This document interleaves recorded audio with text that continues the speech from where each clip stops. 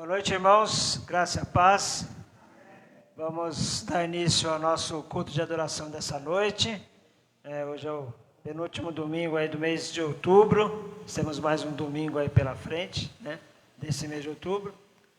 Mas o importante é que estamos aqui para louvar, glorificar e exaltar o nosso Deus. Sejam todos bem-vindos, vocês que já são da nossa igreja, vocês também que nos acompanham pelas redes sociais. Sejam bem-vindos ao nosso culto, participem também conosco, coloquem o seu culto de oração e vamos juntos louvar e exaltar o nosso Deus. Nós vamos nesse momento estar orando, agradecendo a Deus pelas nossas vidas, agradecendo a Deus pelo dia de hoje, por tudo que Ele já realizou aqui na sua casa, nas nossas casas, na nossa vida. Agradecer a Deus porque Ele nos deu mais uma oportunidade de estar aqui à noite para louvar o seu santo nome. Amém? Oremos. Senhor Deus e Pai, nós te agradecemos, Senhor, mais uma vez nesse dia, porque o Senhor tem cuidado de nós. Obrigado, Senhor, pela tua graça, pela tua misericórdia, pelo teu cuidado, Senhor, com cada um. Obrigado, Senhor, pelos livramentos. Obrigado, Senhor, porque o Senhor tem nos sustentado a cada momento da nossa vida, Senhor.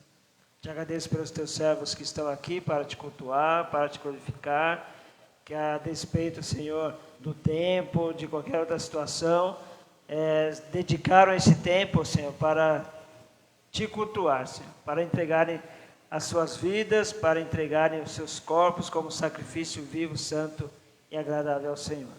Te peço também por aqueles que não puderam, por algum motivo, estar presentes, que o Senhor os guarde, que o Senhor abençoe a vida de cada um, Senhor, e que nós possamos ter momentos agradáveis aqui na Tua presença, Pai. Ouvindo a Tua palavra, ouvindo os louvores, fazendo, Senhor, aquilo que o Senhor tem preparado para as nossas vidas nessa noite. Nós te agradecemos, te louvamos no nome de Jesus. Amém. Amém. Queria só passar alguns comunicados para os irmãos. Se você não tem ainda o seu boletim, levante sua mão. Ali a irmã Penha vai entregar aqui, irmã Penha, entregar aqui para quem não recebeu os boletins, que nós temos aqui algumas comunicações importantes para fazer para os irmãos. Hoje é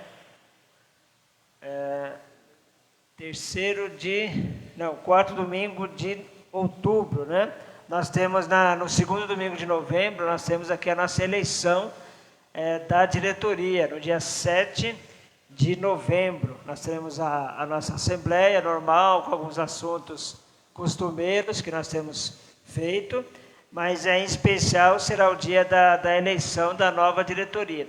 E o nosso estatuto, ele tem uma cláusula que diz que tem que ser comunicada 15 dias antes, né, às pessoas que foram indicadas pela comissão. Os irmãos lembram que nós fizemos uma votação, né, indicando pessoas para comporem essa comissão, para indicar pessoas para os cargos da liderança. E nós fizemos aqui, eu coloquei afixado ali no mural da igreja, e vou estar falando para os irmãos aqui também, sobre esses nomes, para que a gente não possa ter depois nenhum tipo de problema com relação ao nosso registro de ata e tudo mais. Tá? Então, entre outros assuntos, nessa eleição será realizada, nessa assembleia será realizada a eleição da diretoria, e os nomes que foram indicados, tá, para compor essa chapa para a eleição são os seguintes. Eu como presidente, que independente da votação, o estatuto determina que o pastor é o presidente. Como vice-presidente, o irmão Luiz Antônio da Cruz. Primeira secretária, nossa irmã Mariana Lery Santos. Segunda secretária, Sandra Pereira Valério. Primeiro tesoureiro, Alan Santos Nascimento, e segundo tesoureiro, Geraldo Silva Oliveira. Então, são esses nomes que a nossa comissão, de indicação colocou à disposição dos irmãos, e no momento oportuno nós estaremos realizando a eleição. Tá? É só para comunicar aos irmãos, porque o nosso estatuto determina isso. Qualquer dúvida que os irmãos tiverem, depois podem começar a conversar comigo a respeito. Nós estamos iniciando, assim, isso vai ser melhor conversado com os irmãos com o tempo, mas nós criamos aqui um projeto, né? Um projeto da Carona Amiga. O que é isso?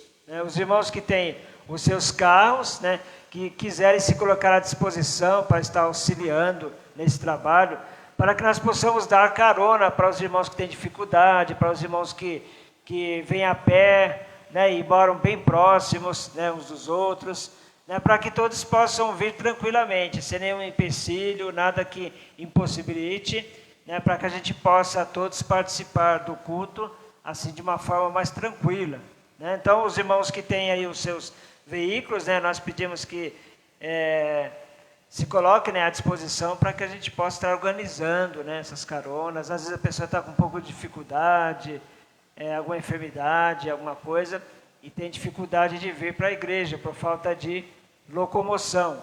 Tá? Então nós vamos estar organizando melhor esse projeto, e é uma forma de servir, né, de servir uns aos outros.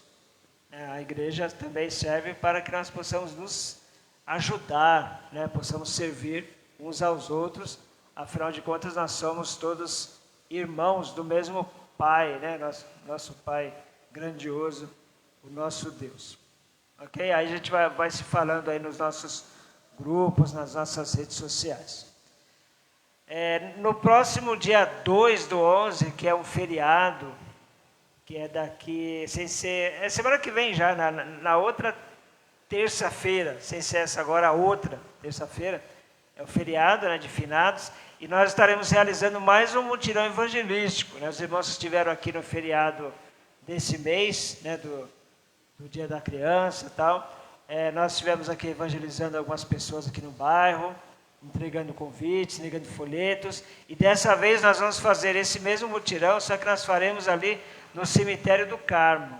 Os irmãos sabem que o dia de finados as pessoas visitam ali os seus parentes, né, os seus queridos. Então, nós vamos aproveitar essa oportunidade para estar entregando uma palavra de salvação para essas pessoas.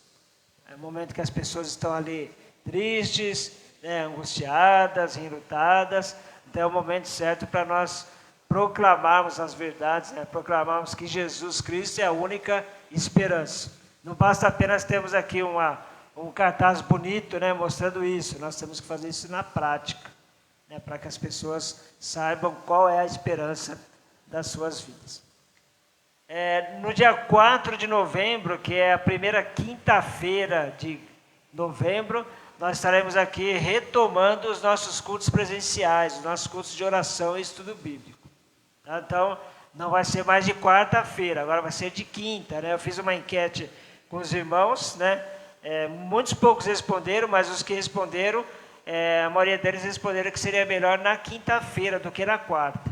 Né? Já está mais para o final da semana, né? Já não dá aquela falta de desejo, né, de vir aqui na igreja, já está terminando a semana, as pessoas estão um pouco mais, né, aliviadas de alguma outra tarefa. Então nós vamos fazer às quintas-feiras às 20 horas. Tá? Então, a partir da primeira semana de novembro, nós não teremos mais a nossa sala de oração. Vai ser o nosso culto presencial de oração aqui às quintas-feiras, às 20 horas. Os irmãos vão se programando aí para estarem presentes aí conosco. Deixa eu ver se tem mais algum recado importante. Assembleia, carona. São esses recados. Só mais um recado para os diáconos e a diretoria estatutária, tá? Sábado que vem, dia 30, nós estaremos realizando aqui uma reunião, tá? E essa reunião terá início às 18 horas. É importante que você esteja presente, tá? Você que é diácono e você da diretoria estatutária, tá? Então, sábado às 18 horas, aqui no nosso templo, tá? Venha, porque nós vamos tratar de assuntos aí importantíssimos com relação a vários assuntos, né? Mas tem um assunto especial com relação a nosso aluguel, a nosso imóvel, né? Então nós vamos ter que tratar essas questões e peço que os irmãos estejam presentes aí no sábado às 18 horas. Então são esses os recados, né? Sendo assim, vamos dar prosseguimento ao nosso culto com a leitura bíblica lá em Romanos 8, de 26 a 39. Peço que os irmãos fiquem de pé Nós vamos fazer uma leitura bíblica alternada. Romanos 8, de 26 até 39. Eu vou ler os versos pares e os irmãos leem em conjunto os versos ímpares. Vocês têm aqui a... Deixa eu ver se está na mesa. Sim. Ok. Veio essa tradução aqui atrás para que todos possam ler em uníssono, tá bom? Eu vou ler aqui na minha tradução e os irmãos leem a que está ali atrás. Um pouquinho ali. Você pode aumentar um pouquinho o tamanho da fonte, só para enxergar. Ok? Eu vou dar início aqui à leitura. Romanos 8, de 26 a 39. Diz assim a palavra de Deus. Também o Espírito semelhantemente nos assiste em nossas fraquezas, porque não sabemos orar como convém, mas o mesmo Espírito intercede por nós sobremaneira com gemidos inexprimíveis.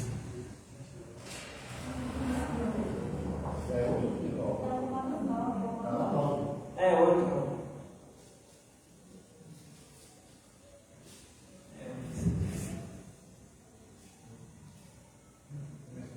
Do 26. Eu vou ler de novo então, 26. Ok. Também o Espírito semelhantemente nos assiste em nossa fraqueza, porque não sabemos orar como convém, mas o mesmo Espírito intercede por nós sobremaneira, com gemidos inexprimíveis. E aquele que sonda os corações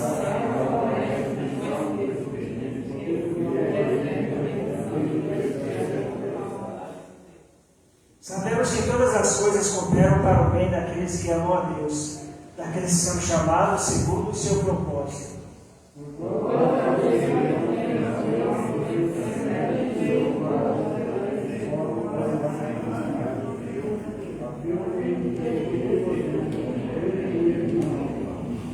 Vamos tentar ler de uma forma mais uníssona, nessa pausada, porque todos podem ler. E aos que predestinou, a esses também chamou. E aos que chamou, a esses também justificou. E aos que justificou, a esses também glorificou.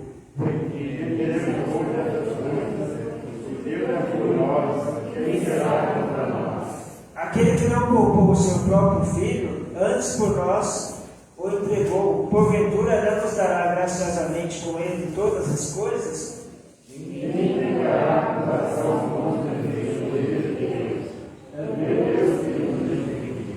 Quem os condenará é Cristo Jesus quem morreu, ou antes, quem ressuscitou, o qual está à direita de Deus e também intercede por nós.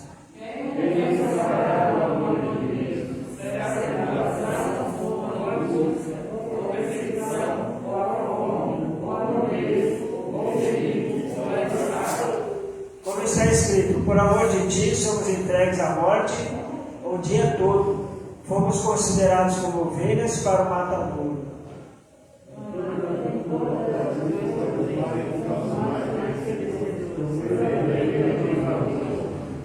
Porque eu estou bem certo de que nem a morte, nem a vida, nem os anjos, nem os principados, nem as coisas do presente, nem do porvir, nem os poderes, nem a altura, nem a profundidade, ou qualquer outra criatura poderá separar-nos do amor de Deus que está em Cristo Jesus, nosso Senhor. Lemos juntos o 39, acabei, todos juntos. Nem a altura, nem a profundidade, nem qualquer outra criatura poderá separar-nos do amor de Deus que está em Cristo Jesus, nosso Senhor. Amém? Louvado seja Deus, que nada nos separa. Continue de pé, caso nós cantaram o hino. Nós estamos felizes porque nada nos separa desse amor glorioso do nosso Senhor para conosco. Amém? Nesse espírito de adoração, vamos cantar o hino 392. Aviva-nos, Senhor. E cante pedindo a Deus que Ele lhe avive realmente. Não vamos apenas cantar por cantar, vamos cantar clamando ao Senhor que venha avivar as nossas vidas. Abacuque 3:2 assim: aviva ao Senhor a tua obra no meio dos céus. Cantemos animados para o Senhor. Aviva-nos, Senhor, ó, dá-nos teu poder de santidade, fé e amor, reveste o nosso ser. Aviva-nos, Senhor, eis nossa petição, acende o fogo divina em cada coração. Desperta-nos, Senhor, ó, faze-nos fluir as ricas bênçãos divinas, primícia do porvir. Aviva-nos, Senhor, eis nossa petição, acende o fogo divina em cada coração. Renova-nos, Senhor, inspira mais fervor, aumenta a nossa compaixão por todo pecador. Aviva-nos, Senhor, eis nossa petição, acende o fogo divina em cada coração. Amém. Louvado seja o Senhor. Pode se assentar. Nosso momento agora é um momento de intercessão, momento de pedidos, de agradecimentos, de compartilhar aquilo que Deus tem feito ou aquilo que você deseja que Deus realize na sua vida. Quem tiver algum pedido, algum agradecimento, levante sua mão e pode compartilhar conosco. Alguém tem pedidos?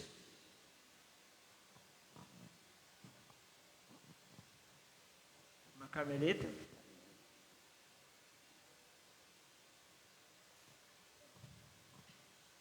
A paz do Senhor. Eu quero continuar pedindo. Primeiramente, eu quero agradecer a Deus por tudo, né? E quero continuar pedindo pela minha irmã e pelo meu cunhado. O nome dela é Conceição e o nome dele é Reinaldo. E eu continuo pedindo para que Deus faça um milagre na vida deles. Que é os dois que precisam. Ok. Alguém mais? Não temos mais pedidos? Alan? Eu quero agradecer a oração dos irmãos. Tenho uma sequência de provas nesse final de ano. A primeira, em nome de Jesus, eu passei já da UB. Eu tenho a segunda da UB. Eu estou inscrito no concurso público também e tem mais 2 provas para esse concurso, para enfrentar. E peço a oração dos irmãos. A primeira batalha foi vencida, mas tem uma grande jornada ainda. Amém. Mais alguém? Tem alguém na internet? Tem? Passa ali para ele, por favor. A Rosemary pede oração pela mãe dela. Okay. Moça Geraldo, pode explicar melhor a situação? Boa noite, igreja. A graça e a paz. Que Deus abençoe a cada um que está aqui nesse momento e aquele que está nos ouvindo pela rede social. Amém? Então, meu irmão, eu tenho uma boa notícia para falar para vocês. Primeiro que tudo, agradeço. Mais uma vez, pelas orações pela minha sogra, né, que está internada com Covid, deu positivo. E a diabetes dela estava 509, né? Então, ela está com 2 dias que ela está internada. E graças a Deus, para a honra e glória, com fé e esperança e amor, né? Ela agora está bem melhor. Está estável, já estava estável, né? Porque ela estava perguntando pelos filhos dela, como é a ala reservada, acho que o Chilene sabe explicar melhor, então não tem visita, né? Mas sempre ela está perguntando. E graças a Deus, a minha esposa conseguiu um telefone da enfermeira, né? Que tem da plantão, e essa enfermeira, mesmo a gente se conhecer, está entrando em contato com a Rose, passando toda a informação. Então é o motivo de nós dar glória a Deus e agradecer aos irmãos. Mas eu tenho mais um pedido de oração. Eu peço para os irmãos estar colocando o nome da minha sobrinha, filha do meu sobrinho, é uma criança, tem 8 anos.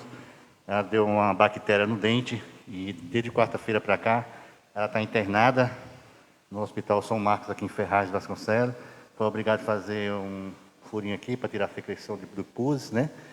E já fez a cirurgia. Graças a Deus ficou 2 dias no UTI e desceu hoje para o quarto, foi para o quarto, né? E o nome dela é Camille, e o nome da minha sogra é Maria. Só isso, amém? Agradeço a todos. Amém. Vou chamar o irmão Geraldo para estar orando por esses pedidos.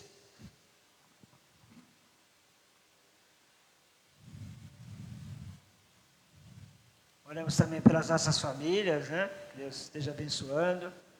Pela nossa igreja, pela nossa eleição, né, da diretoria. Deus esteja no controle de toda essa situação. Amém. Vamos orar então. Nosso Deus e nosso Pai, graças nós te damos, Pai. Graças te louvamos por fazer parte do teu coro celestial, Senhor. Quero agradecer, Senhor, principalmente pela minha família, por cada irmão que aqui hoje está presente na tua casa e aqueles que também estão do outro lado, Senhor. Que o Senhor possa estar visitando, que o Senhor possa estar indo de encontro com cada um, Senhor. Derramando o teu bálsamo e dando, Pai, a alegria no coração de vir para a tua casa para buscar em ti, Senhor. Pai, quero apresentar aqui, Pai, os pedidos da qual, Senhor, pediram aqui, porque confia em ti, porque tudo está em tuas mãos, Pai. Todo socorro está contigo, toda cura, todo o poder está em tuas mãos, Pai. Quero apresentar aqui, Pai, a vida da irmã, da Carmelita, Senhor, a Conceição e seu cunhado, Pai, que se encontra enfermo, Pai. E ela coloca em tuas mãos, Pai, porque ela confia em ti, Senhor. Assim como nós também confiamos, Pai, que o Senhor é o Deus do prover, Pai. Que o Senhor possa estar provendo, Senhor, essa cura, Senhor. Que eles possam, Pai, receber agora a tua visita nesse momento, Senhor, com o teu poder, Senhor. Poder da cura, Pai, libertando eles, Pai. Tirando aquilo que tem impedido deles te adorar, Senhor. Aquilo que tem impedido deles te levantar, Pai. Entra com providência, Senhor, porque só o Senhor pode fazer, Pai. Por isso nós colocamos nesse momento em tuas mãos a vida da Conceição e do cunhado, do seu esposo, Pai, toda a sua família, Senhor. Entra com providência naquele lá agora, Pai, daquela família, Pai. Em nome de Jesus, Pai.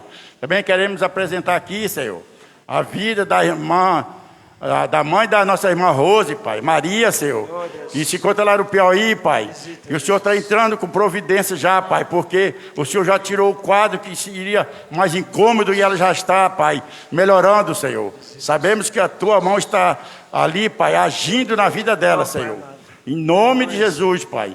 Oh, Deus poderoso, também, Pai, essa criança, Senhor, da qual o teu servo, nosso irmão Geraldo, pediu, Senhor. E o Senhor entra com providência também, Pai, dessa criança, Senhor. Que o Senhor possa dar a cura, Senhor.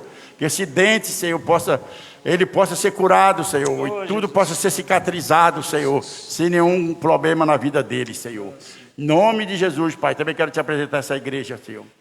Oh, Deus, entra com providência, Senhor. Porque tudo está em tuas mãos, Pai. Queremos apresentar, Pai, as eleições da nossa diretoria, Pai, da qual vai ser resolvida aqui, Pai. Tudo está em tuas mãos, tudo está no teu controle, Pai. Que nada venha sair do homem, Pai, mas tudo venha do teu Espírito Santo agindo neste lugar, Senhor. Para que essas portas continuem abertas e que teu povo continue te adorando, Senhor. Assim como foi construído, Pai. Para que o teu nome fosse louvado aqui neste lugar, Pai. E nesse momento nós queremos te agradecer, Pai, por essa porta aberta, Pai. Nos abençoe, Pai. Continua com as portas abertas, porque vidas serão, Pai, curadas aqui neste lugar, eu creio, Senhor. Vidas serão resgatadas, vidas serão entregues a Ti neste lugar, Senhor. Que essa vila, Pai, possa ser impactada com a Tua palavra, Senhor. Que essas vizinhanças, Pai, aqui, nossos vizinhos de cima, daqui nos fundos, de frente, de lado, que eles possam ouvir agora a Tua voz, Senhor. Que o Senhor possa estar indo de encontro com cada um deles, Pai. Sim, aqueles que estão sem força, Pai. Renova as forças para que eles possam chegar a Ti, Senhor. Em nome de Jesus, Pai. Assim como também na nossa igreja, Pai. Muitos têm fraco, Pai, na fé. Muitos têm, Pai, deixado um pouco, Pai, de Te buscar, Pai. mas o Senhor possa estar, Pai, no controle, possa estar buscando essas vidas de volta, Senhor, para que juntos possamos estar aqui, Pai, com o único intuito de te adorar, Senhor, de glorificar teu santo nome, Pai. Abençoando assim, Pai, a família do nosso pastor Fernando, a qual o Senhor colocou neste lugar. Que eles tenham, Pai, a tua bênção. Que eles tenham, Pai, toda a providência, toda a cura que precisam for, Pai. Toda a força que vem de ti, Senhor. A sabedoria que vem de ti, Pai. O Senhor possa estar dando a ele, para que ele possa estar conduzindo aqui este lugar, Senhor. E que juntos possamos, Pai, juntos caminhar, Pai. Para que teu nome seja louvado, glorificado. E assim te louvo, Pai. Quero pedir também, Pai, pela minha mãe, Senhor, da qual se encontra, Pai, acamada, também enferma, Pai. Mas eu creio, Pai, que o Senhor está entrando com providência, Pai, na vida dela, que ela vai levantar, Senhor. Em nome de Jesus, o pior já passou, Pai. Que o Senhor possa estar, Pai, controlando aquela diabetes, Pai, e aquela pressão, Senhor, que tem feito com que ela tenha acamado, Senhor. Entra com providência, Pai, na vida dela e principalmente na salvação, Pai, da vida da minha mãe e de todos os nossos familiares, Pai. Que é o mais importante que nós estamos aqui, Senhor. É pela salvação, Pai. Não é por os bens materiais, mas sim para a nossa salvação eterna, Senhor. Assim te peço e te agradeço. No nome santo de Jesus. Amém. Amém. Amém. Glória a Deus. Momento de louvor, vamos adorar o Senhor, glorificar o seu nome nesse momento.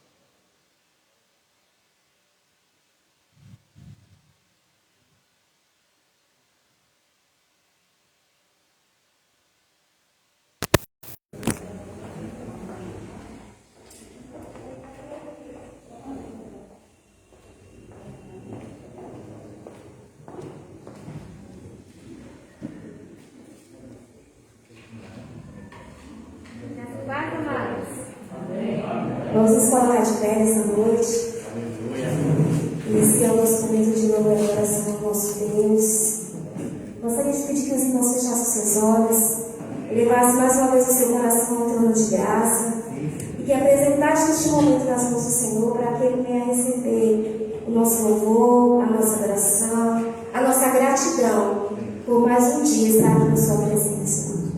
Senhor, nós queremos entrar na tua presença, Pai, neste momento, colocando diante de ti, Senhor, este período de louvor, o qual iremos iniciar agora com a tua amada igreja, Pai. Que o Senhor possa, Senhor, receber o nosso louvor, que o Senhor possa, Senhor, estar conosco, nos conduzindo, Pai.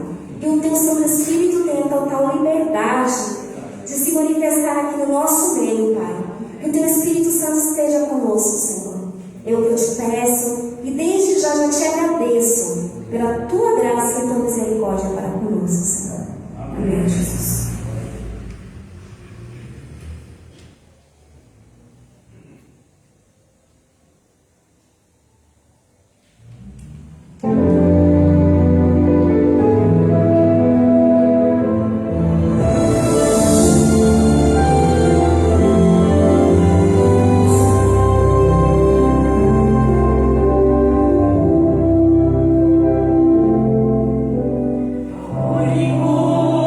Que a gente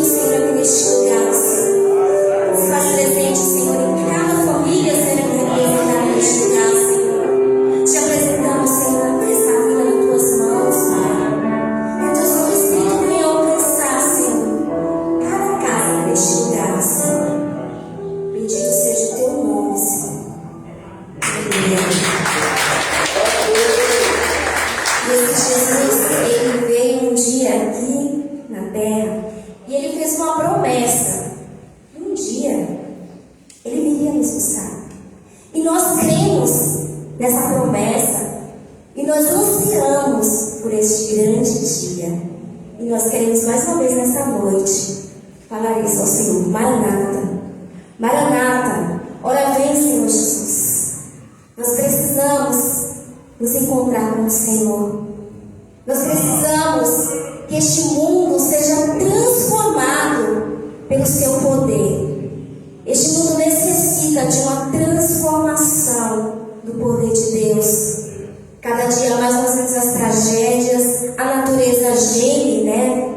Paulo fala, né, que a natureza geme à espera, né, do que o homem tem feito pela destruição do nosso meio ambiente, a nossa saúde, que já não é a mesma como era os nossos os primórdios, né? Então nós ansiamos que o Senhor venha com o seu reino sobre as nossas vidas, que nós possamos estar com o nosso Deus.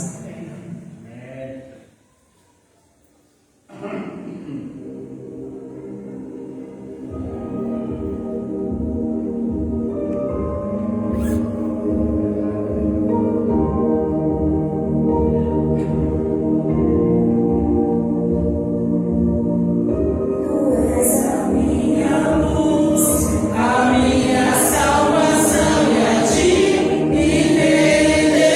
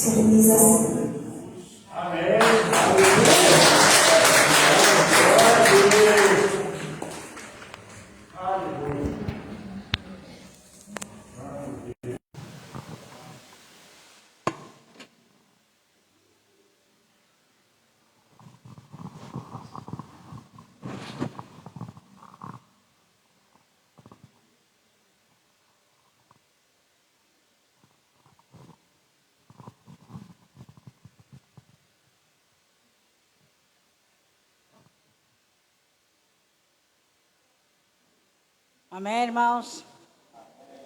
Momentos de alegria, né? E com mais um momento de alegria também, para dizimar na casa do Senhor, eu vou ler um texto com os irmãos, já bem conhecido, que fica em Lucas 21.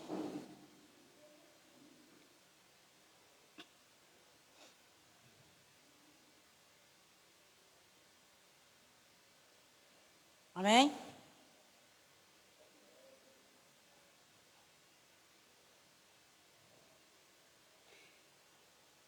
E olhando ele, viu os ricos lançarem as suas ofertas na arca do tesouro.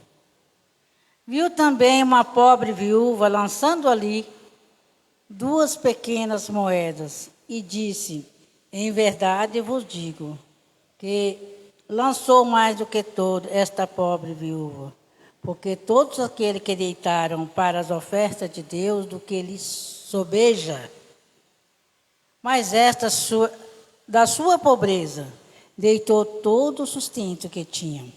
Amém? Senhor, meu Deus, Pai, graças te dou, Pai, por mais um momento, Pai, que na tua presença, na tua casa, Deus, louvamos, Pai, e engrandecemos a ti, Senhor, o teu santo nome. Pai querido, fique conosco, continua, Pai, nos assistindo, continua, Senhor, nos dando força, Senhor, para que possamos continuar, Deus, cada dia mais. Pai, que esta casa venha ser cheia da tua presença, Deus.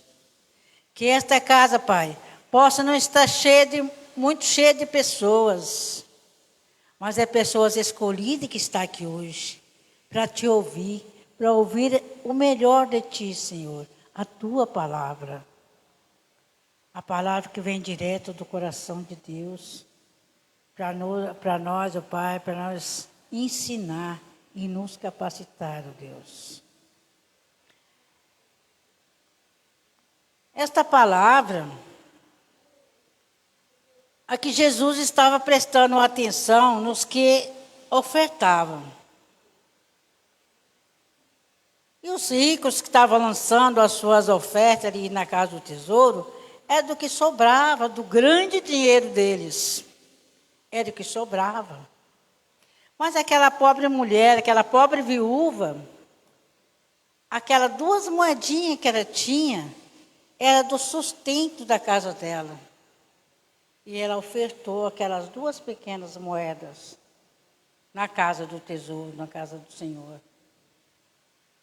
Então, irmãos, que nós podemos aprender com isso é que o dízimo, a gente não vai tirar do que sobra. A gente vai tirar do que temos, e quando recebemos, é o primeiro dinheiro, a primeira coisa a pensar é separar o dízimo, não é um pagamento, é uma ordenança do Senhor, é uma ordenança da palavra de Deus, é uma ordenança que nós prometemos a Deus, nós prometemos fidelidade. Nós queremos que Deus seja fiel para conosco quando a gente pede alguma coisa. Porque quando nós pedimos alguma coisa para Deus, nem sempre merecemos o que pedimos. E muitas vezes também quando pedimos, a gente quer para ontem.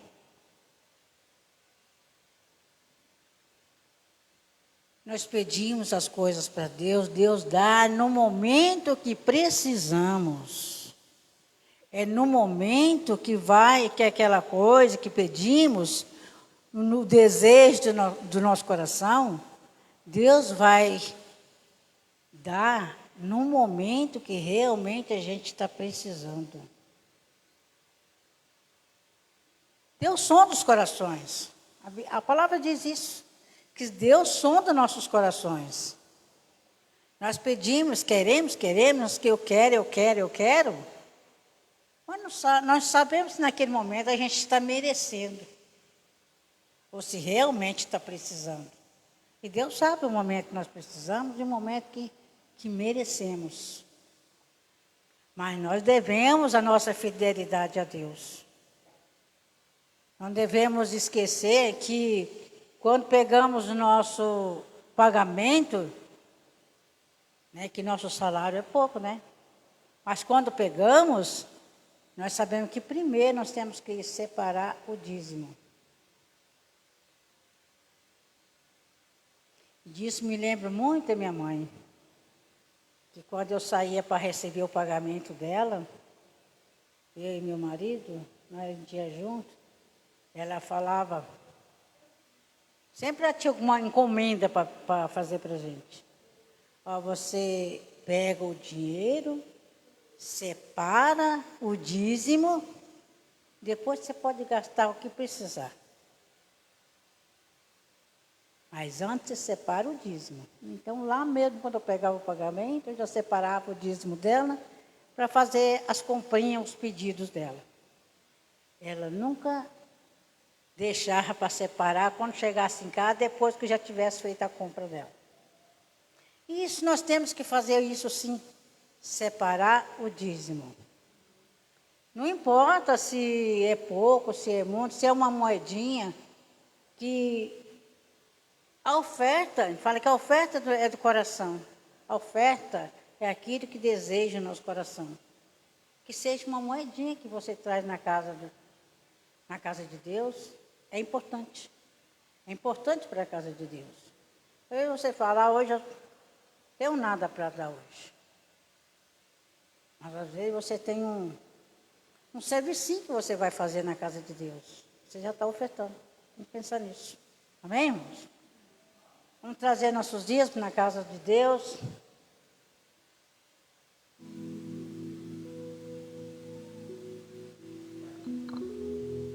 Neste lugar, tu és real.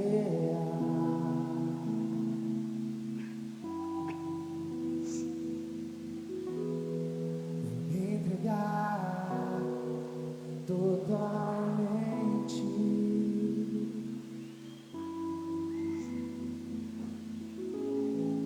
O teu toque abriu os olhos do meu coração.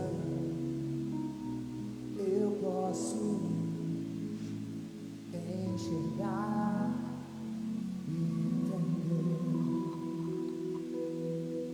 Se eu me humilhar diante do teu altar e sacrificar. Amém, irmãos? Vai ter salinha? As crianças podem vir para cá.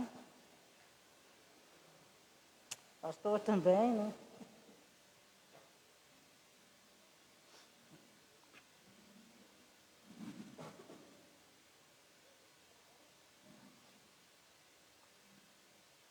Vamos ficar de pé para orar pelas crianças, pelos dízimos e pela vida do pastor.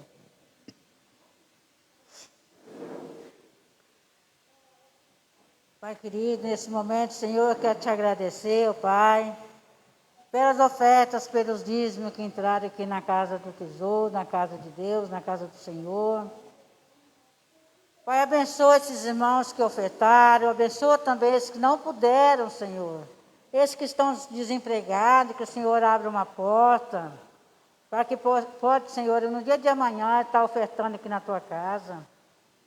Abençoa, Senhor, ricamente, ó Pai, cada um dos membros dessa igreja, dos que aqui participam, Senhor. Pai, que venha, Senhor.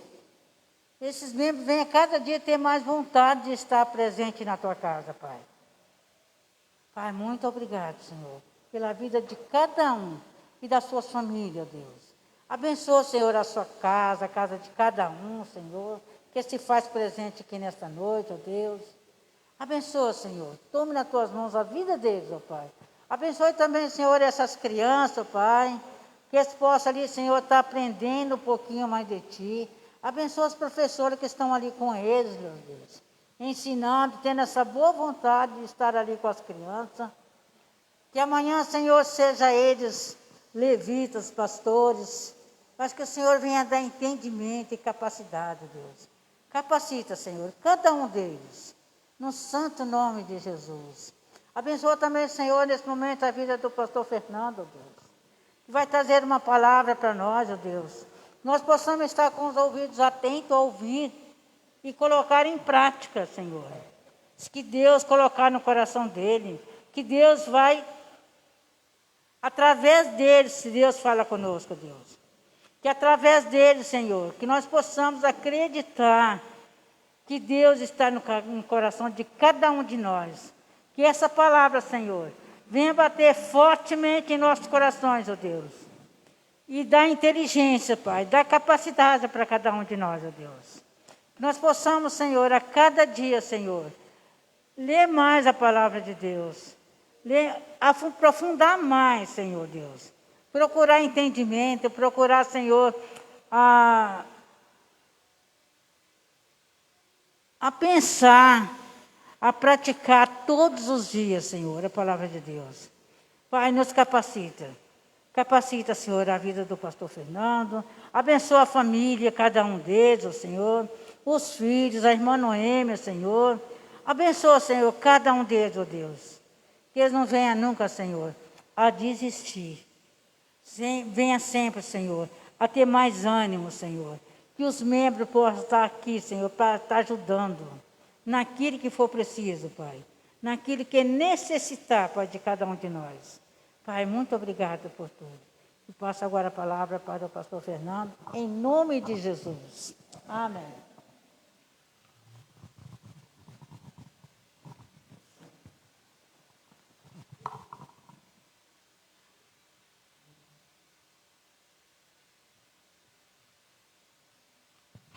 Pode se sentar, meus irmãos.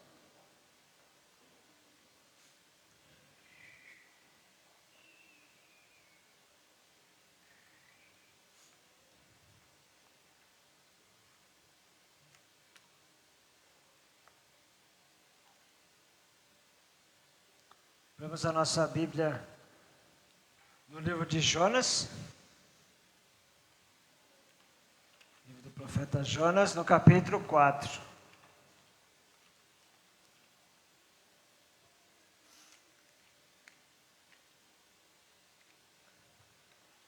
Temos estudado aí durante alguns domingos, né, o profeta Jonas.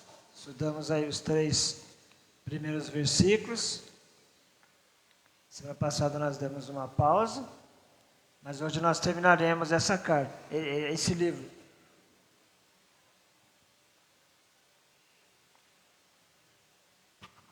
Jonas capítulo 4. O tema da mensagem de hoje é razoável a nossa ira? Lemos capítulo 4 de Jonas. É um capítulo curto. Nós vamos ler, em seguida estaremos expondo aqui a mensagem dessa noite. Diz assim: com isso desgostou-se Jonas extremamente e ficou irado. E orou ao Senhor e disse: ah, Senhor, não foi isso que eu disse, estando ainda na minha terra? Por isso me adiantei, fugindo para Tarsis, pois sabia que és Deus clemente e misericordioso, e tardio em irar-se, e grande em benignidade, e que te arrependes do mal. Peço-te, pois, tira minha vida, porque melhor me é morrer do que viver. E disse o Senhor: é razoável essa tua ira? Então Jonas saiu da cidade e assentou-se ao oriente da mesma, e ali fez uma enramada e repousou debaixo dela, à sombra, até ver o que acontecia à cidade. Então fez o Senhor Deus nascer uma planta que subiu por cima de Jonas, para que fizesse sombra sobre a sua cabeça, a fim de o livrar do seu desconforto. Jonas, pois, se alegrou em extremo por causa da planta. Mas Deus, no dia seguinte, ao subir da alva, enviou um verme, o qual feriu a planta, e esta se secou. E nascendo o sol, Deus mandou um vento calmoso, oriental.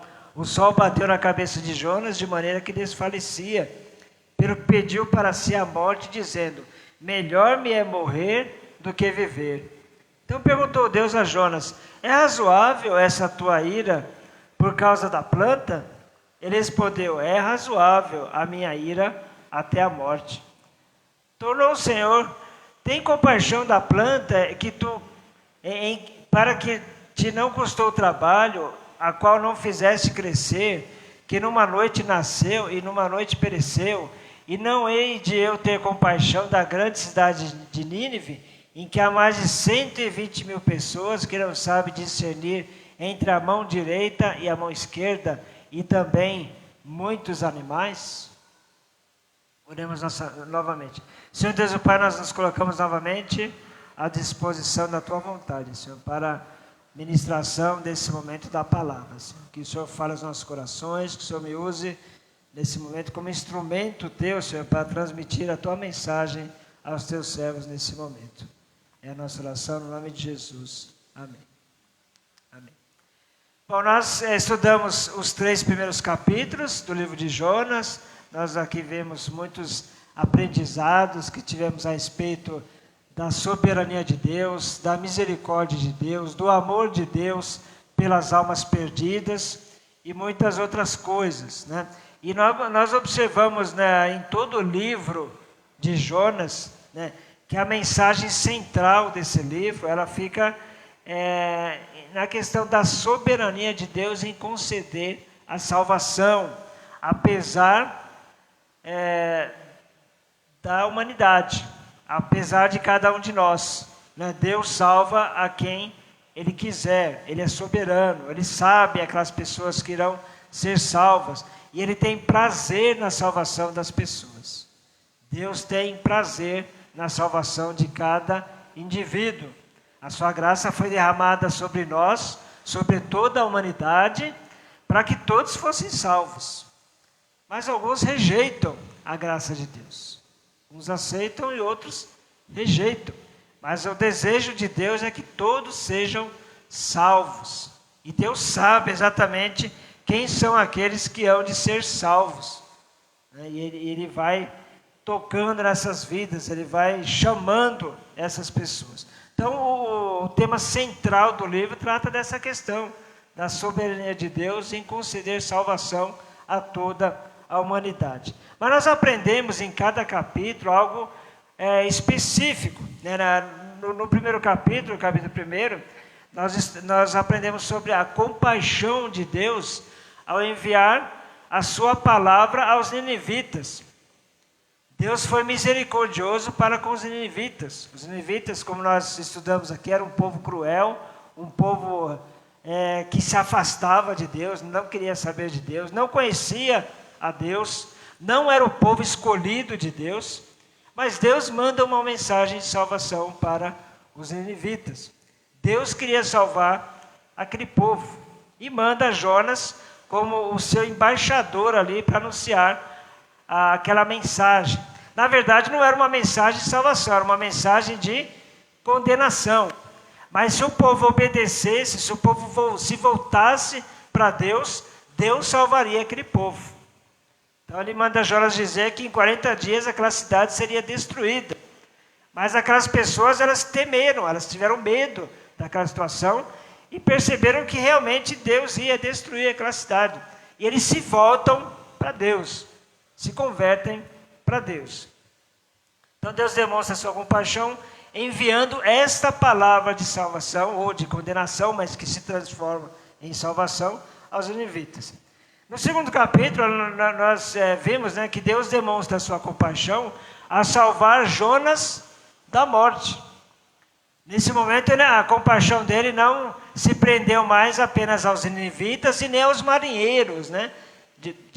Diante daquela situação dos marinheiros, que eles passaram um momento difícil ali por causa da fuga de Jonas, né? Deus teve compaixão dele, mas agora Deus demonstra uma compaixão especial para Jonas que havia fugido de Deus, Jonas que havia desprezado o mandamento de Deus de pregar a palavra em Nínive. Mas Deus teve compaixão, porque ele orou ao Senhor, ele clamou ao Senhor desde o ventre do peixe.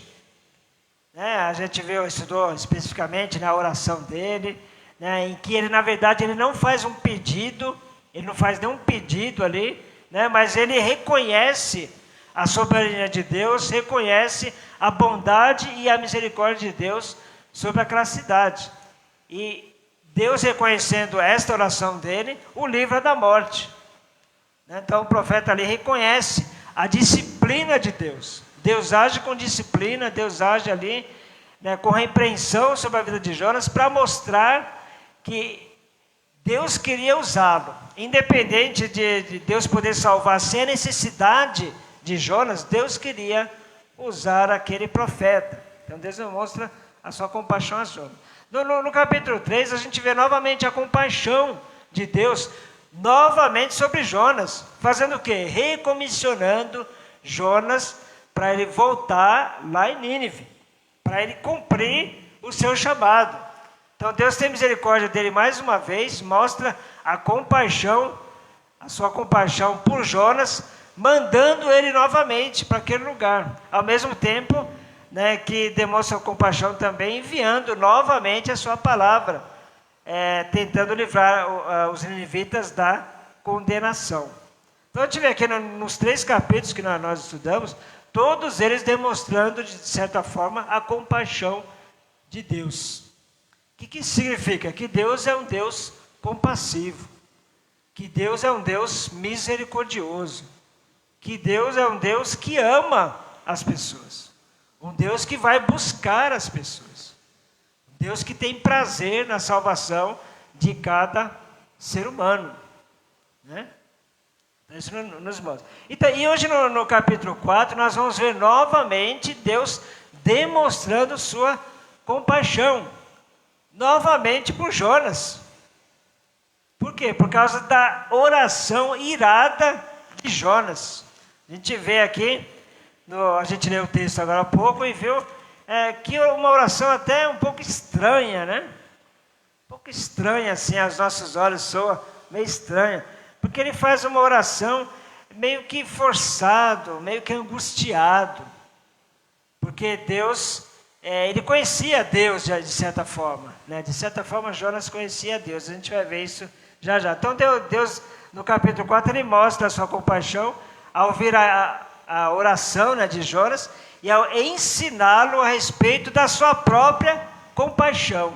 Ele faz um teste com Jonas para ver até onde vai a compaixão de Jonas para com relação ao povo.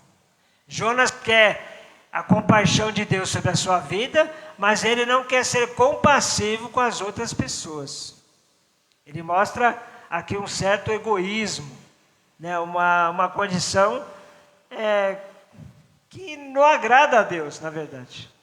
Ele não tem misericórdia do povo que foi salvo, mas tem misericórdia de coisas supérfluas, coisas superficiais. E nós temos aqui algumas coisas a aprender nesse capítulo, que é o último capítulo do livro, e encerra a nossa série de mensagens, né, que nós temos feito sobre o livro de Jonas. Em primeiro lugar, a gente precisa observar que Jonas, ele obedece.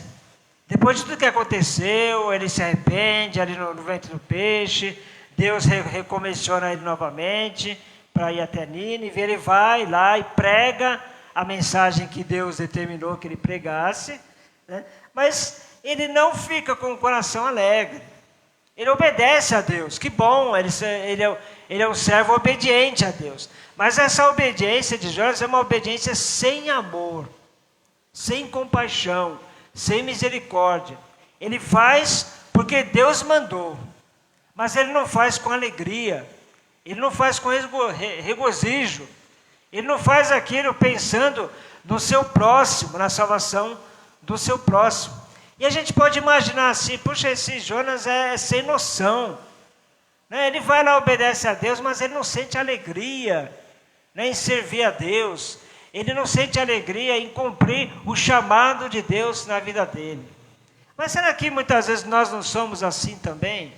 Será que nós não fazemos, às vezes, as coisas por obrigação, por um ritual, né? Às vezes pensamos que estamos agradando a Deus por algo que nós fazemos, né? Por algo que nós mostramos, né, para as pessoas, mas no fundo, nós não estamos alegres com aquilo. Nós não estamos respondendo positivamente ao chamado de Deus. Estamos apenas indo, mas sem nenhum tipo de consciência. né? E Jonas foi ali pregar a mensagem de salvação. Imagina, né? Não tem uma coisa mais gostosa do que nós sairmos nas ruas aí e anunciarmos uma mensagem de salvação para as pessoas. Mas será que nós amamos as pessoas pelos quais nós perdemos o sentido, né? De sair na rua e gastar um tempo ali e anunciar o Evangelho? Estamos fazendo isso com que objetivo?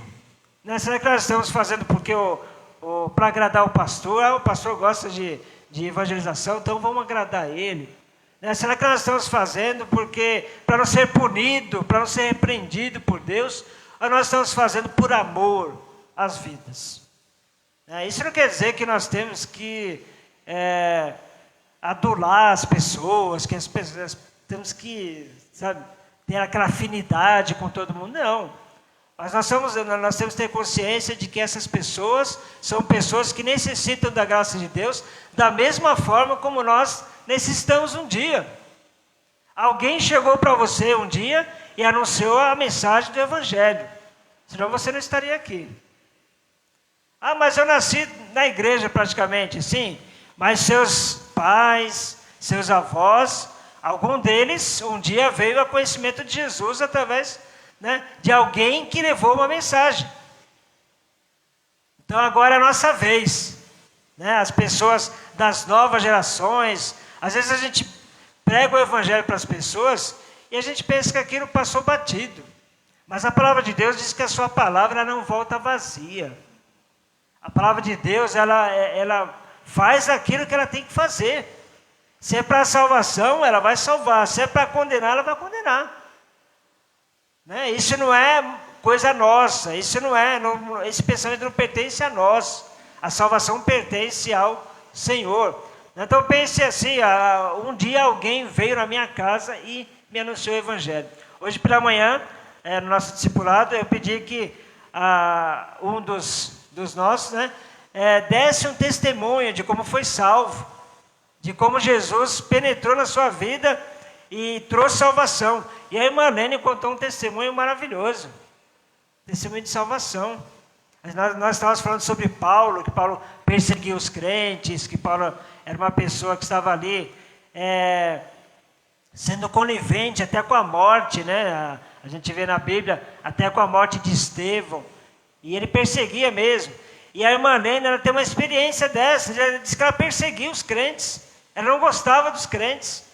Mas aí Deus veio no momento, mais ou menos tipo Paulo, assim, pegou ela de surpresa, né? E ministrou no coração dela. E hoje ela está aqui conosco. Né? Então a gente vê assim, que Deus trabalha, né? Deus trabalha, mas houve alguém que veio e anunciou a palavra. E Jonas foi lá, anunciou a palavra, mas ele ficou triste, ele ficou irado. Ficou irado porque ele conhecia a Deus. Olha que interessante. Ele ficou irado não é porque qualquer outra coisa, mas porque ele conhecia. Vamos lá ver o capítulo 2, ou melhor, o versículo 2, Jonas 4. E orou ao Senhor e disse: Senhor, não foi isso o que eu disse, estando ainda na minha terra? Por isso me adiantei, fugindo para trás, pois sabia que Deus é clemente, é misericordioso, é tardio em irar-se, é grande em benignidade e que se arrepende do mal. Olha que interessante. Jonas ficou irado ao pregar a mensagem aos ninivitas, porque ele sabia, ele tinha certeza que Deus ia salvar aquele povo. Ele não queria, ele até disse aqui, né? Foi por isso que eu fugi. Porque eu sabia que se eu fosse lá e anunciasse uma palavra de condenação, que é a palavra que o Senhor mandou eu dizer a eles, o Senhor ia inverter a coisa.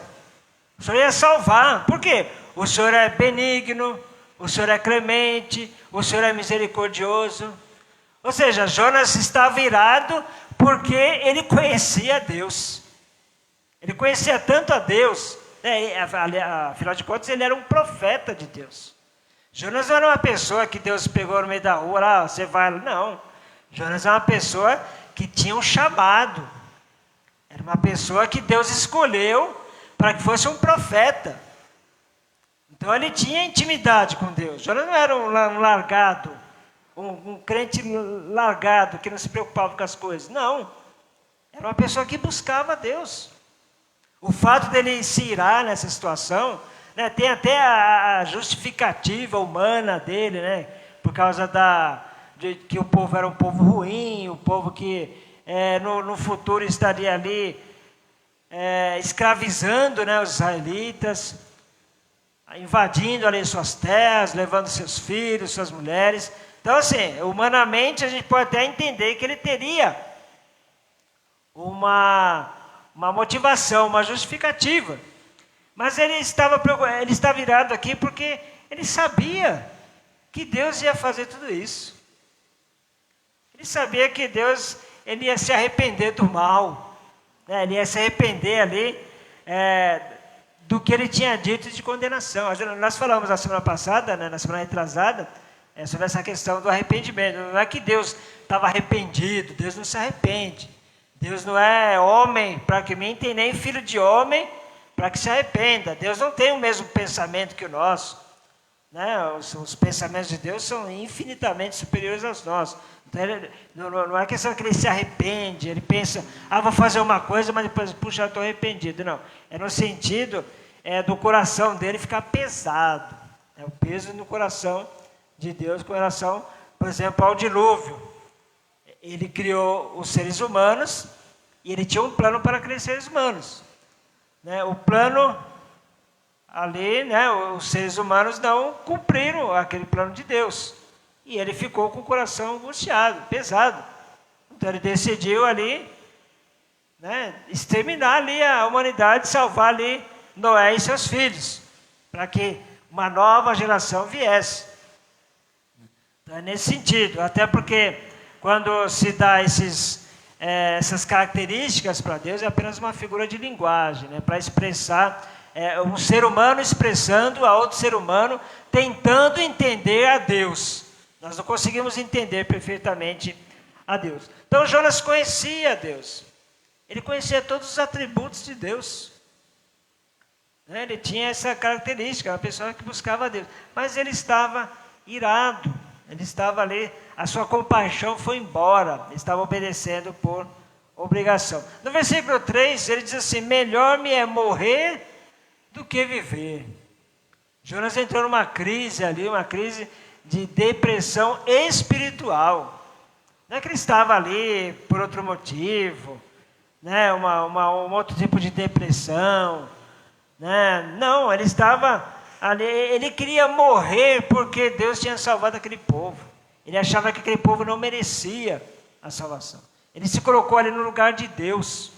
Muitas vezes nós nos colocamos no lugar de Deus e acabamos ficando deprimidos espiritualmente. Nós queremos questionar a Deus. Nós queremos colocar um limite em Deus. E nós não temos essa capacidade de colocar limite sobre Deus. Deus é ilimitado. Né? Deus é o Senhor de todas as coisas. Ele criou todas as coisas. Ele governa todas as coisas. Ele faz, desfaz. Ele muda o coração do rei. Ele faz todas as coisas. Quem somos nós para limitar a Deus? Ou então para exigir alguma coisa de Deus? Às vezes nós limitamos o poder de Deus e às vezes nós queremos ter o poder de Deus. Nós queremos exigir de Deus algo que não nos compete. Nós não somos nada. Né? Nós somos apenas o barro ali que se desfaz, o vaso ali que se quebra. Quem molda tudo ali é Deus. Né? Nós não temos essa capacidade. E Jonas quis fazer isso. Ele quis limitar ali o poder de Deus. Ele quis ditar as normas para Deus de quem deveria ser salvo ou não. E ele acabou ficando nessa situação difícil, nessa crise, né? Essa crise de identidade que ele teve, aquela crise, né, de egoísmo, egocentrismo. No versículo 5, diz assim: então Jonas saiu da cidade e assentou-se ao oriente da mesma, né? E ali fez uma enramada e repousou debaixo dela à sombra, até ver o que aconteceria a cidade. Jonas ainda estava na esperança de que Deus mudasse de ideia. Ele estava ali a aguardar, falando, sabe uma coisa, eu vou sentar ali embaixo do arbusto e vou esperar. Vamos ver, acho que Deus vai mudar de ideia aqui. Deus vai olhar assim e falar, realmente, esse povo não merece. Esse povo é muito rebelde. Esse povo no futuro vai causar problemas para o meu povo. Deus vai se arrepender. Eu vou ficar aqui esperando para ver o que vai acontecer.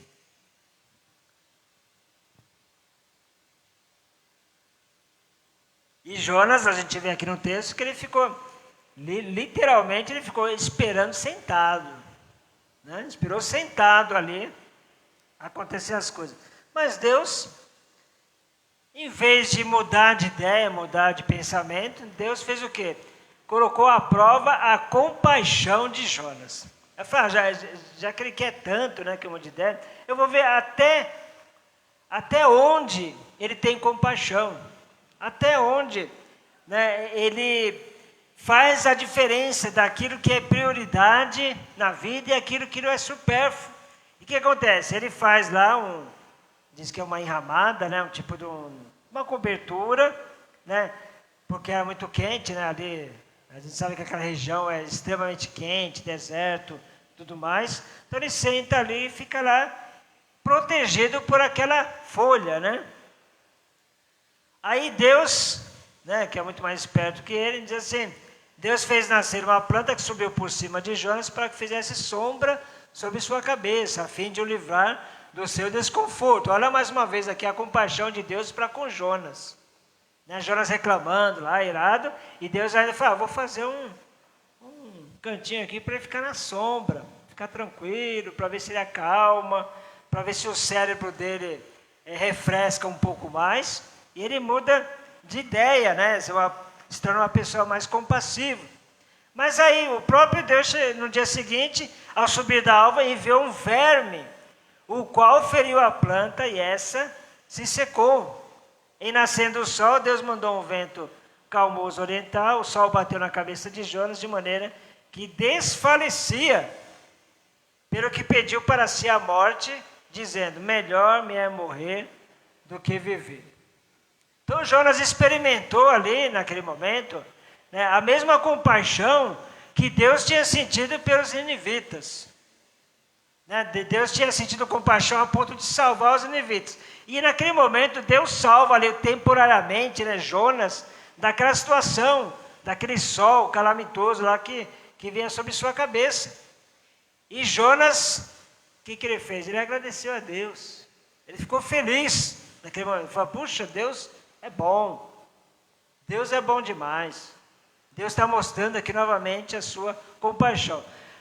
Acontece que Deus, para que ele possa cumprir os seus propósitos, ele usa qualquer coisa. A gente viu lá no capítulo 1 que ele usou o quê? Ele usou aquela tempestade. Depois, quando é lançado ao mar, Deus usou o quê? Para repreender Jonas. O que ele usou? O peixe. Usou o peixe.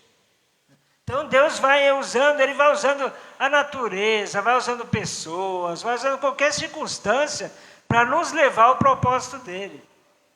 Né? Deus ele sempre usa aquilo que lhe é apropriado, aquilo que lhe é conveniente. Afinal de contas, ele é o Senhor de tudo. Né? Deus usou a jumenta lá de Balaão para falar com ele. A gente fala que geralmente o burro lá é empacado, né? Mas quem estava sendo empacado naquela hora era o Balaão. Né? E Deus usa aquela jumenta lá para falar com ele. E aqui Deus usa um verme. Quem diz que verme não serve para nada? Esse verme aqui não serve para nada, aí pisa, não sei o quê. Nem vê, né? Na verdade, nem vê o verme. Né? Aí você não serve para nada. Não sei para que Deus criou isso aqui, não serve para nada. A gente vê aqui que serve para alguma coisa. Serviu para cumprir o propósito de Deus. Né? Ele sabe exatamente por que ele criou cada coisa. E aquele verme, ele desfaz aquela planta. Aí a reação de Jonas qual que é? Eu quero morrer. Não aguento mais. Deus está brincando comigo. Não aguento. Deus não sei o que ele está querendo me mostrar, mas ele está brincando comigo. Nós somos assim às vezes. Deus usa coisas para nos repreender, usa situações para nos mostrar que a gente deve mudar a rota do caminho, né? E nós, em vez de agradecer a Deus, nós murmuramos. Nos afastamos mais daquele propósito de Deus para as nossas vidas. Né? E Deus, quando Ele faz as coisas, Ele faz com sabedoria, Ele faz sabendo exatamente o que está fazendo. Lá em Romanos 5 diz o quê? Todas as coisas cooperam para o bem daqueles que amam a Deus. Aqueles que são chamados segundo o seu propósito. É Romanos 8, 5, né? 5. Então, Deus, Ele vai usando as circunstâncias para nos mostrar os seus propósitos. Às vezes as circunstâncias não são aquelas que nós esperamos. Né? Às vezes são chatas, são delicadas, às vezes machucam um pouquinho. Mas Deus, Ele vai nos mostrando o caminho. Ele coloca os obstáculos na frente para que a gente possa enxergar. Se a gente vai caminhando, a gente não enxerga os obstáculos e vai caminhando do nosso jeito. Aí vê uma via para cá, outra para lá, fala, vou escolher essa aqui, vai. Aí Deus coloca o quê? Coloca uma barreira para nos trazer de volta, né? Usando os seus propósitos. Nem que seja um verme, Deus vai usar para mostrar o caminho na sua vida, através de um verme. Deus usa qualquer tipo de circunstância. E Ele queria mostrar ali para Jonas que a compaixão que Deus teve para com Jonas, Ele teria que ter para com a cidade. Se Jonas estava ali se lamentando por causa de uma folha que estava protegendo ali do sol, né? Imagina as pessoas que estavam ali clamando por salvação. A diferença, né? A diferença de prioridades aí. Ele reclamando por uma coisa simples. Ele falou, melhor me é morrer do que ver. Aí baixou de novo aquela depressão espiritual.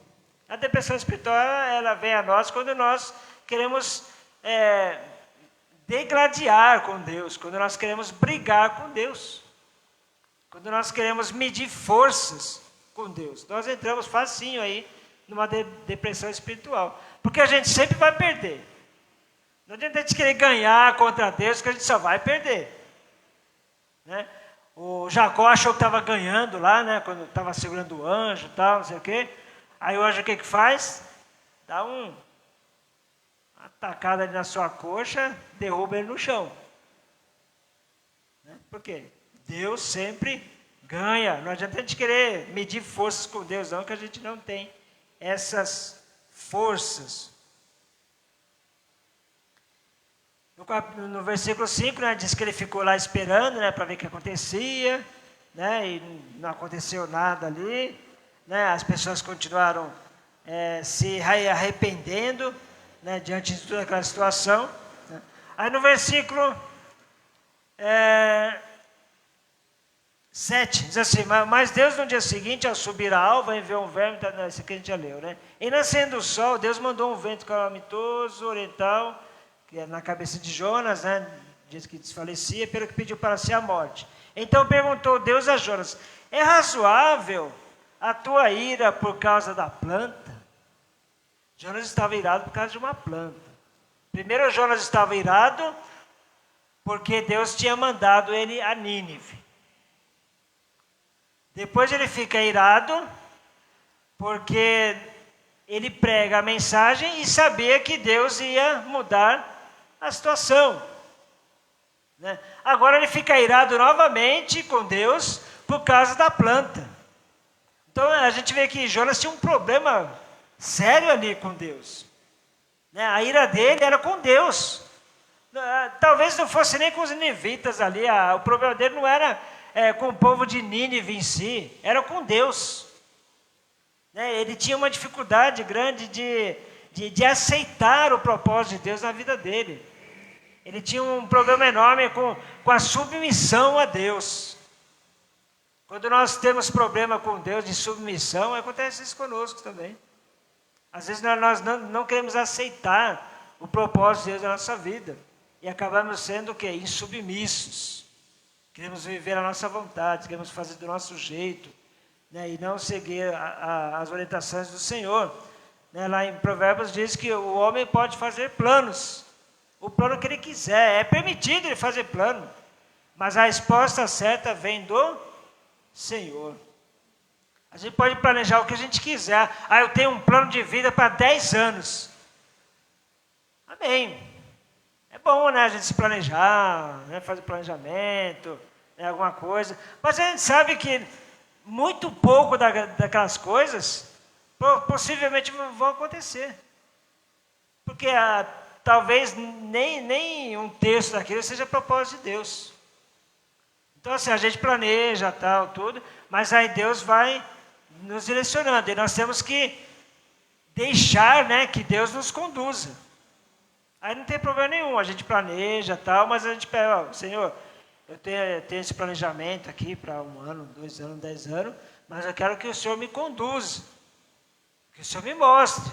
Se eu estiver errado, o Senhor me mande para outro caminho, para outra trilha. Né? Agora, quando a gente fala, eu quero isso aqui, eu já planejei isso aqui, tal, com certeza eu vou fazer isso. Tiago Mel fala que a gente não pode nem usar essa expressão, né? Com certeza vai acontecer isso. Não. Né? Se o Senhor permitir, faremos isso ou aquilo. A nossa vida é assim. A nossa vida é movida pelo propósito de Deus. O ímpio, ele faz lá os propósitos dele, vai e atropela todo mundo, passa por cima de todo mundo para cumprir aquele seu propósito. O servo de Deus não. O servo de Deus deixa que Deus vá conduzindo. E não precisa ajudar Deus, não. Deus não precisa de ajuda nossa, não. Muito pelo contrário, nós precisamos da ajuda de Deus. Né? Então, deixe que Deus conduza você no caminho. Faça seus planos, planeje, né, o que você tem no coração, tal, mas permita que Deus dê a direção. Né? Quando Deus dá a direção, a gente chega no lugar exatamente que Ele quer. Não vai chegar no nosso lugar, a gente vai chegar onde Ele quer. Se o lugar que Ele quiser for o que a gente planejou, amém. Aí nós estamos bem ali linkados, né, com Deus, bem antenados ali com Deus. Isso é bom. Né, mas a gente precisa permitir que Deus conduza ele.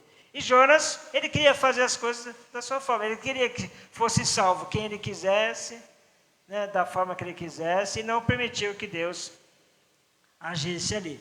Aí Deus fala para ele, né? Tornou o Senhor, tens compaixão da planta que te custou trabalho, que não te custou trabalho, o qual não fizesse crescer numa noite, nasceu e numa noite pereceu. E eu, Deus, não tenho que ter compaixão da grande cidade de Nínive, em que há mais de 120 mil pessoas que não sabem discernir entre a mão direita e a mão esquerda, e também muitos animais.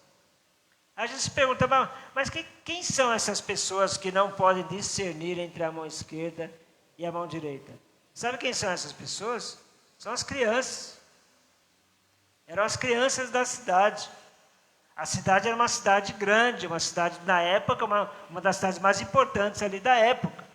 E o texto diz que tinha mais de 120 mil crianças. Deus desejava salvar aquelas crianças. Imagina nós impedindo, né, que essas crianças sejam salvas. Jesus diz o quê? Deixar vir a mim os pequeninos, porque dos tais é o reino dos céus. Deus mostrando aqui como é importante a salvação das crianças. Quando nós nos convertemos adultos, né, nós já passamos ali a metade da nossa vida. Nós servimos a Deus, se Deus nos permite, né, tempo para servi-lo, tal, nós vamos fazer de coração, claro, com alegria. Mas a criança, você salvando uma criança, você está usando a vida dela inteira para serviço do Senhor. As crianças ali, elas estão ainda crescendo, se desenvolvendo, estão desenvolvendo a sua mentalidade, né? E é uma diferença muito grande quando a gente vê as crianças se convertendo, e a conversão delas é sincera. Às vezes a gente pensa assim, não, a criança não entende. Né? Às vezes está na classinha, a professora conta uma historinha, tal, faz um apelo, a criança levanta a mão, mas ela não entendeu nada disso. A criança entende perfeitamente o que é salvação. Às vezes entende mais do que a gente. Elas entendem o agir de Jesus Cristo na vida delas.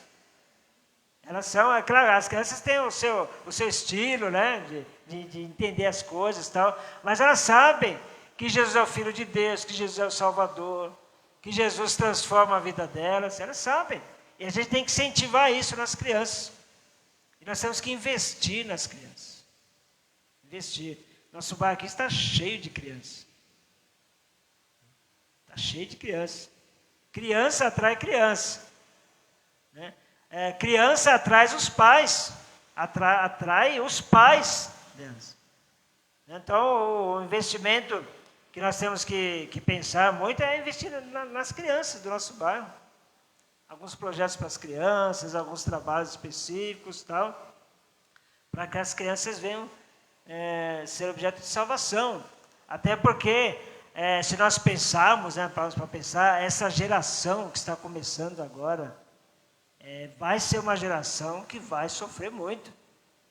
Se Jesus voltar logo, meus irmãos, vai ser difícil para eles. Difícil. A gente vê o mundo afora como está aí os ensinamentos, as filosofias e tudo mais. As crianças estão sendo engolidas aí. Né? As crianças sendo aí objeto de crimes sexuais e tudo mais, sendo abusadas. Então vai ser uma vida difícil. Né? Então nós temos que investir nelas hoje, para que elas possam ter o conhecimento de Cristo, para que possam se livrar de tantas desgraças aí que talvez estejam no caminho delas. Então, temos que investir. E Deus estava preocupadíssimo aqui com as crianças. Falei, Jonas, você está preocupado com uma planta que nasceu e morreu, que você não teve nem trabalho, você nem participou dessa criação, nada. Aí você está chorando, está querendo morrer por causa de uma plantinha que nasceu e morreu. E você não quer saber daquelas 120 mil crianças que estão morrendo ali, estão indo para o inferno. Olha a diferença, né? A questão da prioridade. Né? O que nós temos priorizado? Né? Nós temos priorizado a salvação das pessoas ou uma plantinha que nós nem participamos da sua formação e que ela se dissolve na nossa mão e nós ficamos preocupados, chorosos, e murmurando, e reclamando, e se autocomiserando. Né? Pensemos nisso. As vidas estão aí, as vidas estão para ser salvas. E Deus colocou essa igreja aqui com essa responsabilidade. Pastor, mas tem um monte de igreja aí, amém, que bom, né? Que bom, tem um monte de igreja no bairro. É mais gente para ser salva ainda. Né? Se a gente pensar assim, quanto mais, melhor. Um salva uma rua, outro salva outra rua, e vamos nessa, né? Mas a nossa missão aqui é ir atrás dessas pessoas, para que as pessoas sejam salvas por Jesus. Então, Deus mostra aqui o que é compaixão, mostra o que é misericórdia, e uma coisa que Jonas não tinha. Se a gente for ver aqui, como termina o livro? O que aconteceu com Jonas depois de tudo isso? Será que Jonas mudou de vida? Será que Jonas teve um novo olhar sobre essa condição? Será que ele acordou para a realidade da vida? O texto não diz. Não diz. Supõe-se, né, faz só algumas confabulações aqui, supõe-se que Jonas não teve muita mudança nesse sentido. Deus deu um recado para ele, ensinou ele, né? Mas a gente não tem como prever, como saber se ele teve uma mudança positiva. Eu espero que sim. Né? Depois desse texto de Jonas, não aparece mais na Bíblia nenhuma outra informação a respeito do profeta Jonas. Mas ele foi lá e obedeceu. Agora, uma coisa a gente tem que bater palma para Jonas. Né? Ele era um crente sincero. Ele agiu com sinceridade. Né? Às vezes nós ficamos escondendo as coisas. Né? Ficamos escondendo as coisas de Deus. Né? Queremos enganar a Deus, com algumas justificativas, sem, né, assim, furadas, né, tentando negociar com Deus alguma coisa. Né? Mas Jonas não, Jonas foi honesto. Ele chegou para Deus e falou exatamente aquilo que estava no seu coração. Colocou diante do Senhor, ele derramou ali, diante do Senhor, o seu coração. Ah, mas o coração dele era sem compaixão e tal. Mas era a forma que Deus tinha para modificar a vida dele, para ensiná-lo. Né? Não houve nenhuma oportunidade durante a história de Jonas, durante esse relato aqui de Nínive, né? da pregação ali para Nínive, não tem nenhum relato ali que desabone assim, o caráter de Jonas, no caso. Não está dizendo que ele era um mau caráter, que era uma pessoa que, né, não estava nem aí com nada. Não é isso. Ele teve um momento ali de crise, né, uma crise existencial, justamente porque ele conhecia o poder de Deus. E ele não queria que aquele povo fosse salvo por uma questão ali de um certo egoísmo. Né? Mas ele aprendeu, as oportunidades que Deus deu para ele aprender, Deus ministrou no coração dele. Repreendeu, ensinou de novo, mostrou que era compaixão. Né? Então isso é importante, a gente saber que Jonas era uma pessoa que, nesse ponto, ele foi sincero. E nós temos que ser sinceros diante de Deus. Melhor do que ficar murmurando, se lamentando, é colocarmos o nosso coração diante do Senhor.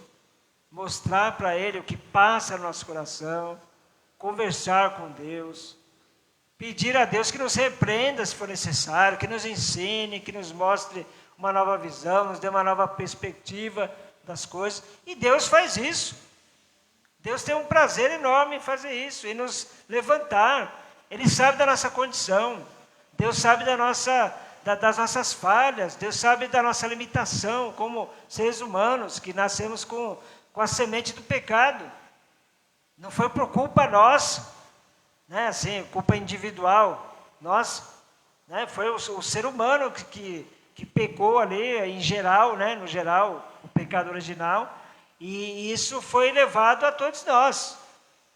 Por isso Deus sabe, Deus conhece o seu coração, Deus conhece a nossa vida, né, Deus sabe que nós somos limitados. A gente não precisa dar uma de super-homens, nós não somos super-homens, super-mulheres, não somos.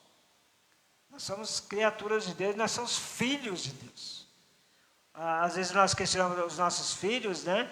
E a gente tem que estar ali o quê? Ensinando, repreendendo, exortando. Né? E eles vão assimilando aquilo durante toda a sua vida. Assim como nós já fomos ou somos ainda filhos e sabemos que é dessa forma. Deus é da mesma forma. Às vezes nós ficamos tristes, irados, porque Ele nos repreende, mas a melhor coisa que acontece na nossa vida é quando Deus nos repreende, que Ele nos ensina. E Ele repreende com amor, não é com ira, não é com revolta, é com amor. Como um filho, né? Lá em Hebreus diz que Ele nos repreende, e a repreensão diz que de início parece ser um momento angustiante, ruim, mas depois ela traz o quê? Um gozo enorme. Né, traz alegria no nosso coração, porque nós sabemos que estamos sendo moldados ali por Deus. Então, se você está sendo repreendido por Deus, se Deus está falando do seu coração, se você está angustiado com alguma coisa, fale para Deus, coloque diante do Senhor. Se a repreensão está um pouquinho pesada, peça para Deus aliviar, Ele vai aliviar a sua repreensão. Ele quer nos ensinar, Ele não quer nos punir no sentido de nos castigar. Ele quer nos ensinar. Assim como Ele fez com Jonas, Ele pode fazer conosco também. E que nós sejamos pessoas compassivas, que obedeçamos a Deus, mas com alegria, com compaixão, com desejo de ver o reino de Deus crescendo a cada dia. Amém? Então, assim nós terminamos o livro de Jonas. Né, eu creio que tenha sido proveitoso, né, para os irmãos. Os ensinamentos, a gente aprende um pouquinho sobre os personagens bíblicos, né? Aquelas pessoas que tiveram experiências maravilhosas com Deus, e isso nos dá força, nos fortalece, nos faz ver que eram pessoas comuns como nós, que tiveram dificuldades, mas que tiveram vitórias ali na sua vida de fé. Amém? Fiquemos de pé, vamos orar.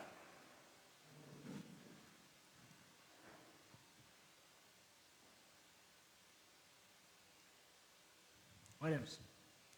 Senhor Deus e Pai, nós te agradecemos, Senhor, por esse estudo, por esses 4 domingos que nós nos debruçamos aqui sobre o livro de Jonas, um livro tão importante, Senhor, que tem tantas verdades ali sobre o Senhor, que mostra também, Senhor, a maneira como nós devemos agir com relação às pessoas que o Senhor tem querido salvar, Senhor. Que nós possamos ser pessoas compassivas, pessoas misericordiosas, Pai, assim como o Senhor tem tido misericórdia e compaixão de cada um de nós. Que nós sintamos, Senhor, amor pelas vidas perdidas, Senhor. Seja elas quais forem, Senhor. Mesmo que sejam pessoas que às vezes achamos que não merecem, que não são pessoas dignas, Senhor. Que nós possamos entender, Senhor, que todos nós, todos os seres humanos foram feitos à imagem e semelhança de Deus, Pai. E que nós possamos ter amor para essas vidas, desejando, Senhor, a salvação de cada uma, Senhor. Que nenhuma se perca, Senhor. Pai, nos dá amor, Senhor, pelas almas perdidas. E nos dá amor por Ti, Senhor. Que nós não possamos conhecer a Ti apenas nos Teus atributos, apenas teoricamente, mas que nós possamos viver a cada dia as Tuas bênçãos, o Teu poder sobre as nossas vidas. Que nós possamos caminhar contigo, Senhor, como Enoque caminhou com o Senhor. Pai, nos abençoa, tem misericórdia de nós, perdoa os nossos pecados, perdoa, Senhor, a nossa negligência. Pai, se o Senhor está nos repreendendo, que essa repreensão sirva, Senhor, para fortificação das nossas vidas, que nós possamos ver as Tuas bênçãos agindo sobre a vida dessa igreja, Senhor. Continua nos abençoando, continua cuidando de nós, nos dá uma semana, Senhor, abençoada, uma semana de paz, de tranquilidade para cada um de nós.